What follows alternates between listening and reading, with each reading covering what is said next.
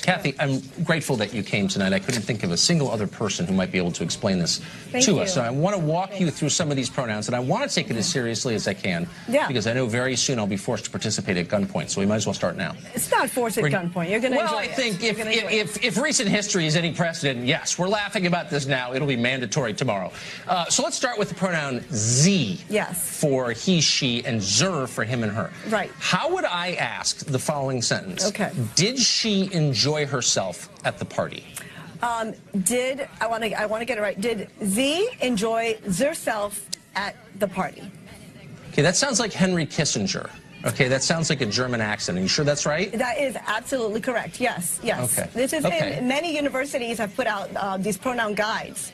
So yeah. So because the Germanic accent is more sensitive. I'm tracking with this now. So let's try this sentence using again Z and zer. Of course. She cooks dishes using ingredients she has grown in her yard. It would be Z cooks dishes using ingredients Z has grown in their yard. Their yard. Yes. Their yard. Now you're a French waiter. I love this. No, okay. Great job. I'm not mocking you. I'm yes. You definitely are. And I'll have the Coke and syrup, please.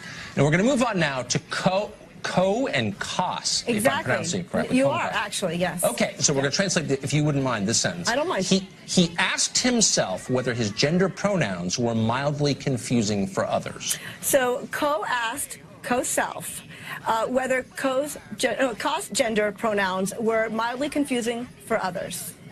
Whoa. Yeah. Okay. Mildly confusing still, but you've cleared it up a little bit. Okay, now we're going to move to Z and her. Right. Okay, so how would I say his car broke down, so he had to walk here by himself?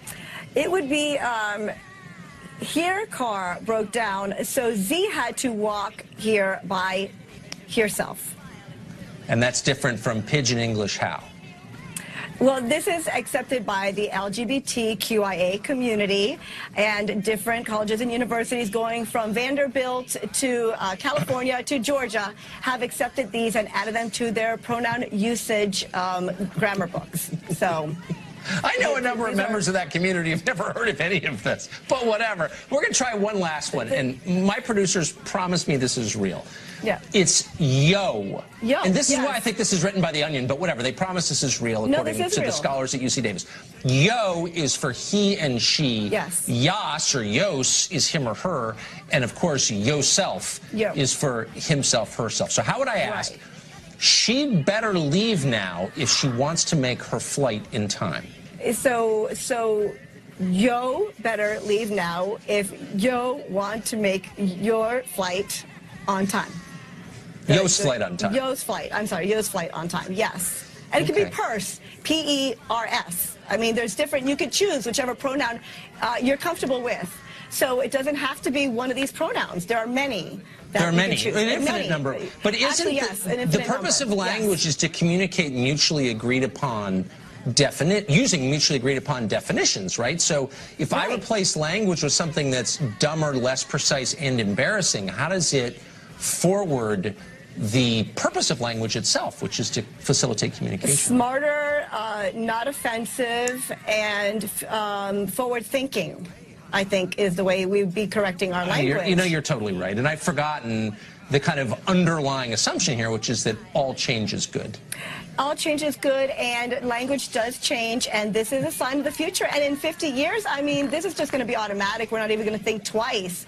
So the transgender community has embraced this. I think it's a question of not grammar. There's no community. I mean, what does that even mean? By the way, can I just say, because I can't resist, if I ever wake up one morning and find that I have been drafted involuntarily into some community, I'm gonna resist, because I'm not, the only community I'm a part of is my family, and I don't want to be in a community. I mean, does anybody ever say, you know what, I'm not part of your community?